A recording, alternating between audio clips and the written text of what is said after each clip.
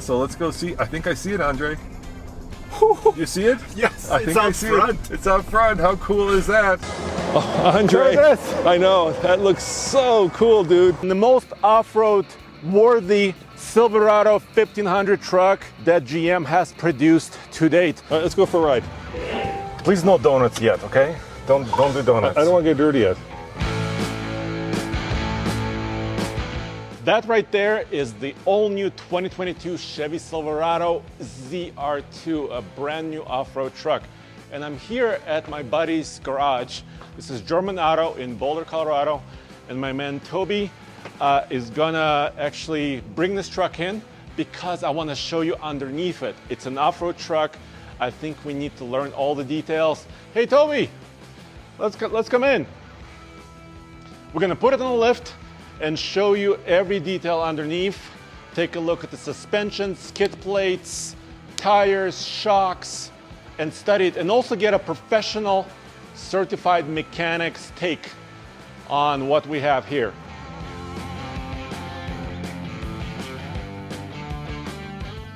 This video is brought to you by Policy Genius.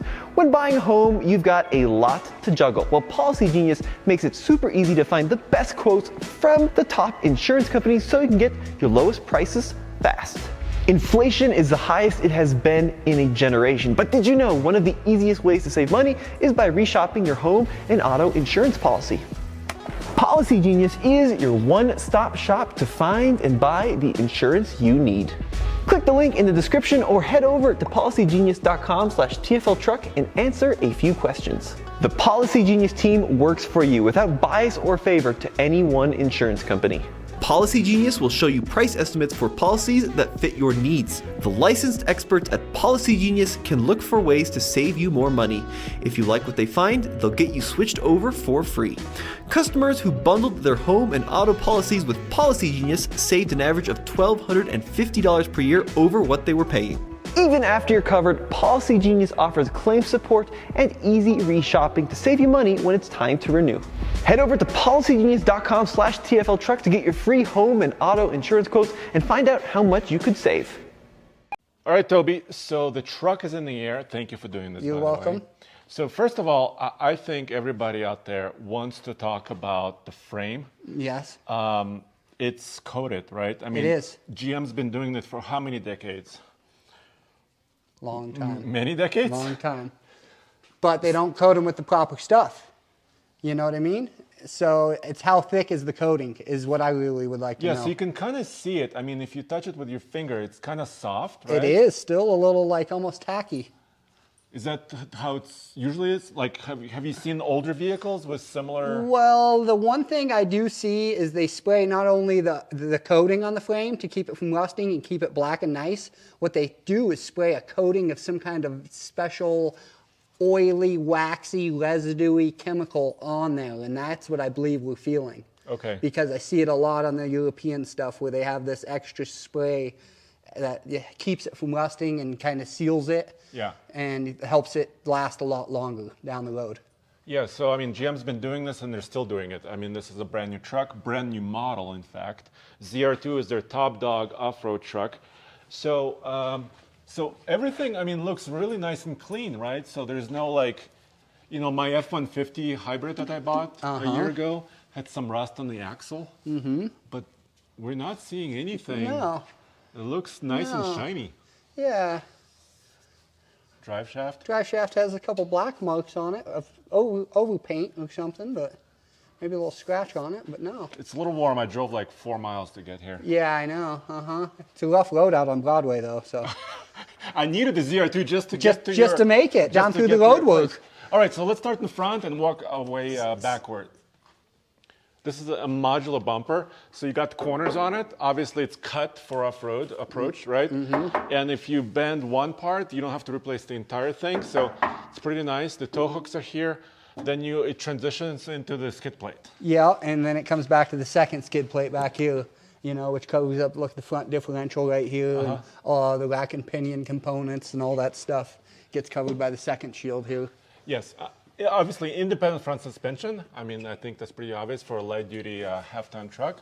But this is not obvious. No, that is. Those are brand new Dssv Shocks. So here's what I learned from the engineers, dude. You know the Colorado ZR2 has been around for several years. Yeah.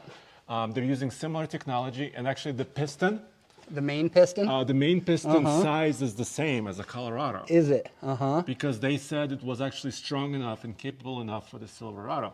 But the stroke of it is obviously longer. Change because the this stroke, yeah. And also positioning of these side Cylinders? cylinders is yeah, different. yeah. And is it a double cylinder on the It's Colorado actually as like- well? Yeah, and it's actually called it's position sensitive, like 3-chamber design. It's really Yeah. sophisticated. You can kind of walk around this way. Yeah, Multimatic, DSSV. So here's one thing and obviously this is full droop, right? The wheels Full are, drop, everything's full drop right now, yeah. Yeah, so it's supposed to have like 9.8 inches of travel in the front, which is decent. It's not Raptor levels, but it's decent. Yeah, that's up there. Yeah, some very, very nice shocks in my opinion. So what do you think, like as far as like the design of it? Do you think the angles on the CV joint look okay? At full drop, you can see it's a little tight in between the CV boots here at full drop. Okay. But it's actually a lot better than some of these older Toyotas I see with lift kits on them that are really small lift kits even, like a Okay. 2-inch. Okay. And they're way worse of an angle than this one is. Okay. And this is full drop and you're talking some inches. Yeah. So I believe they engineered it pretty well in my opinion, the angles, just by looking at it, with the CV axle design. And then such a big shock as well, trying to keep that out of the way. And then you can see this extra brace they engineered to strengthen the control arm. The A arm, the lower A arm. Yeah. This is an extra brace to keep it, nice and stable and straight. And there's a anti-sway bar, A basically. big, yeah. Look at the size of that. Big, yeah. We're talking big anti-sway bar. That's, help you anti-roll and all that stuff, but it still is big enough to help, help overall. I wanted to ask you, so these skid plates are here. What about serviceability? Can we find, well, here's the filter, Yeah, right? your oil filter's going to be right here, and you can see there's a drip of something already on it, Okay. which is basically from the factory or something. Probably filling up, Yeah, right? and then this is the drain plug for your oil, so it's simple, right next to each other, your filter and your drain plug.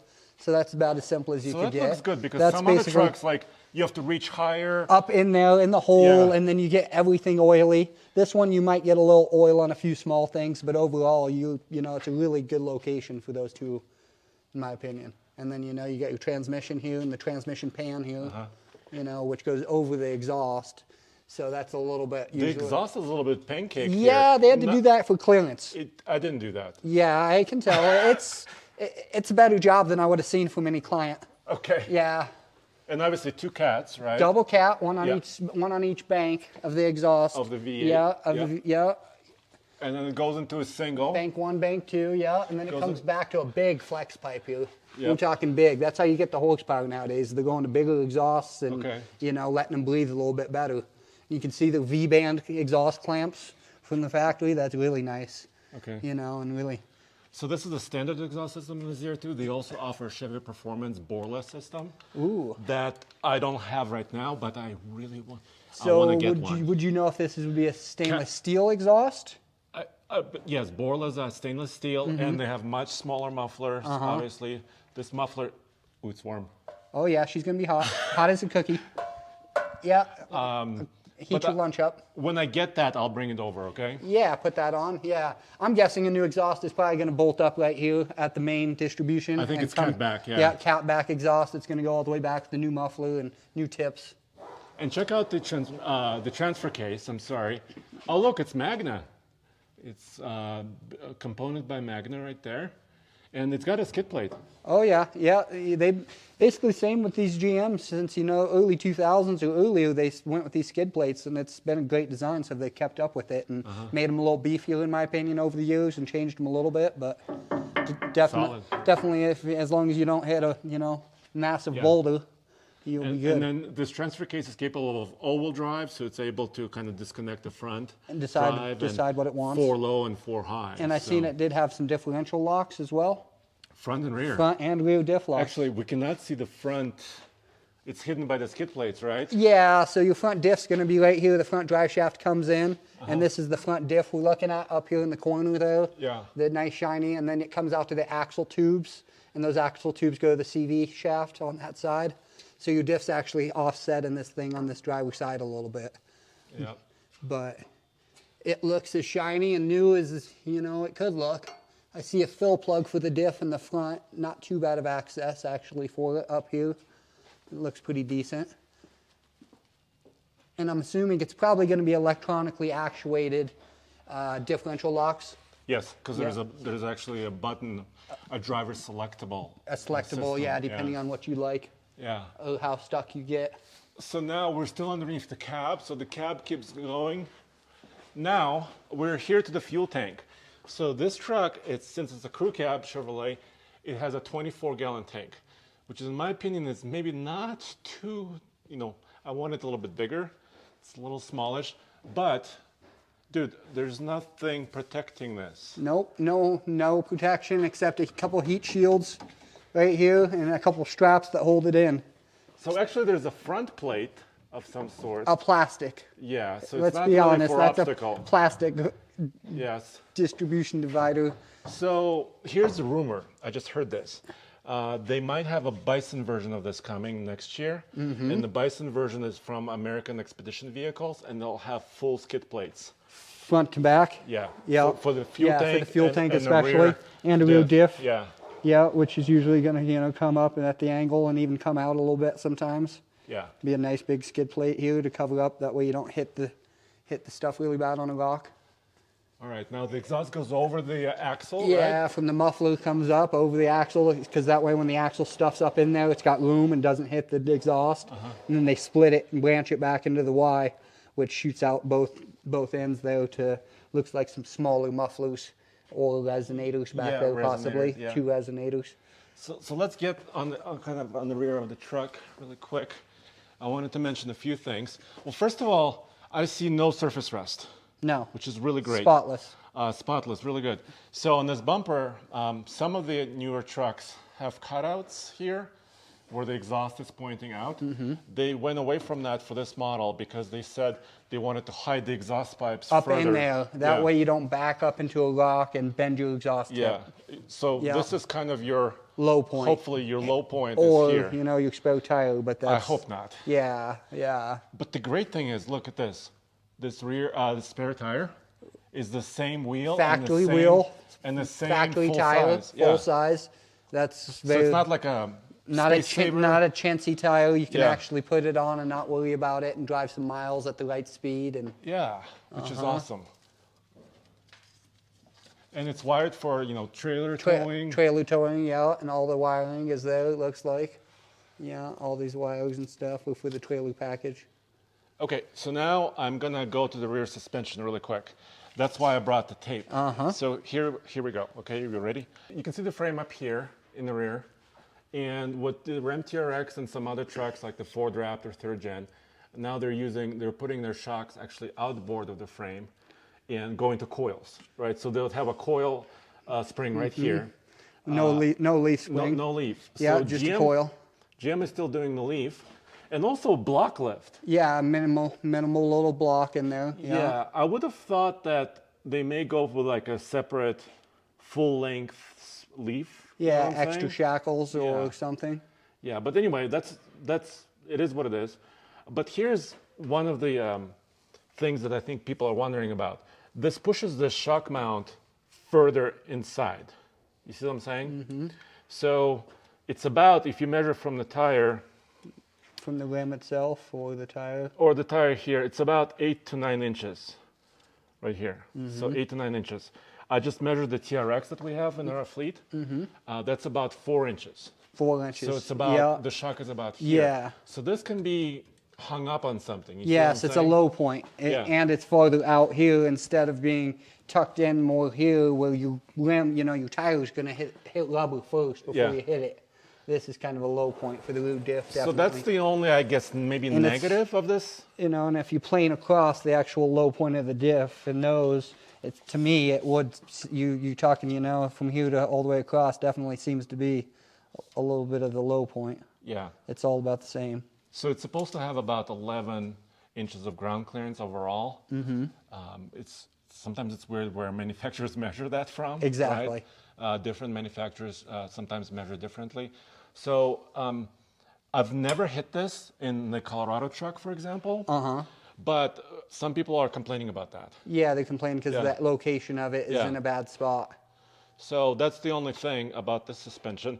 Once again, Dssv Shocks, really high tech, really, really sweet. And this truck, I can tell you from experience, I drove it in California as well, on the, not this particular one, but the other ones that they had. And it's super, the suspension is really good. And here, I guess, is where the bump stop might contact. Yeah, if you really got too rugged with it, the bump stop would hit this flat plate, and that would be full bottom out. Yeah. To save the leaf springs and the shocks from actually really blowing up. Yeah. So overall, this is the ZR2. What do you think? I mean, overall. Overall, it looks actually built really pretty heavy duty for the age we're in nowadays. And overall, everything I'm seeing, you know, looks to be pretty nice. Especially, I like the suspension package on it. Okay. You know, time would tell. You know, how it lasts and how the owner treats it, of course. You know, you four-wheeling every day, or you just driving on the street, you know, going for cups of coffees. So, you know, that just depends. But I think overall, I like the coating on the frame, you know, the big 6.2 liter. You know, I think it's, you know, it's got all the bells and whistles, it seems like, with the diff locks and foldable mirrors and, you know, a bunch of the stuff you need nowadays. And this is the simplest version of this truck. I did not get the sunroof. I did not get the heads-up display. How much do you think sticker price on this? Do you have a guess? 45. 65? 67. So here's a comparison for you. 67, this is a base ZR2, but it has a lot in it. It has a lot of options. And the base Raptor starts at 70. The base TRX starts at 77. So it's not quite a competitor to those. It's a competitor to trucks like the Tundra TRD Pro, which is about 68,000 as well. So these trucks are getting expensive, but time will tell, right? But I think they should be tough enough. Usually something like that is going to cost you a lot of money, don't get you wrong, in the beginning. But it's as long as you keep it for years and it lasts you and it doesn't break all the time on you and you keep it maintained properly, it's going to last you a lifetime as long as you know how to maintain it and do a good job. And this engine's been around for at least 3-4 years. These GMs know their motors, and they've had actually and really good motors, and they don't don't change much because they're so good. You know, they went from, you know, 350 to, you know, 6 liter to on up. All right, thanks a lot, man. Appreciate it. All right, guys, well, hopefully this shines a light on what's happening underneath this Silverado ZR2. If you like these videos, let me know in the comments below. We'll do more of these, of course, especially with special trucks like this, because we want to see how they compare against others. Also, check out alltfl.com, where everything automotive is. And thanks to Toby and German Auto here in Boulder, Colorado, and the Pooch for having us here and actually allowing us to use the lift, which is awesome. Now I'm on a road trip. I'm going from Denver, Colorado over to Moab, Utah. I want to let you know exactly what it's like to live with every day and what fuel efficiency it can get on the highway. Okay, we're almost there, but it's been really windy. It's really not helping our fuel efficiency, but we'll let you know exactly what it is. So let's get back in and go.